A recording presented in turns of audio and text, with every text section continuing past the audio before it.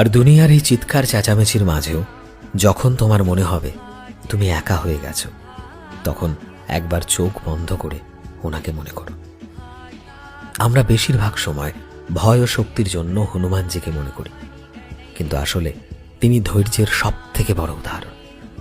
তিনি শিখিয়েছেন যে রাস্তা যতই কঠিন হোক ভয় পেয়ে হয় না, বরং নিজের ভেতরে থাকা সেই শক্তিকে জাগাতে হয়, যেটা ভগবানের নামে পাওয়া যায়।